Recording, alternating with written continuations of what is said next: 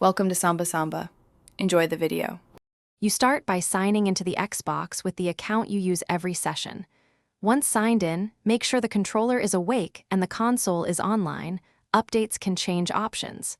Navigate immediately to Settings, then General, then Power Mode and Startup so you don't waste time. Do this now, it places you at the exact menu will change. Once there, pause and confirm which power mode the console shows. Instant on or energy saving, because that choice affects the next steps. Now you change the auto-off behavior. Select Turn Off After and choose Do Not Turn Off or the longest interval offered. This directly stops idle shutdowns.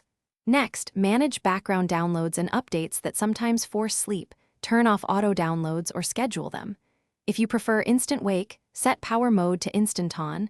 This keeps services active but uses more energy. Make sure to save or back out correctly so settings stick. Once done, the console will remain on during idle as configured. Finish by testing the change. Leave the Xbox idle for the period you set and confirm it stays on. If it does not, restart the console to apply settings and test again because some changes require a reboot.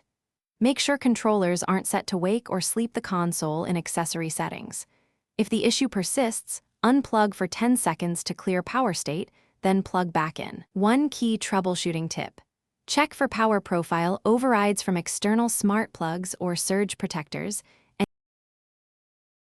Thanks for watching. Consider subscribing if we helped you.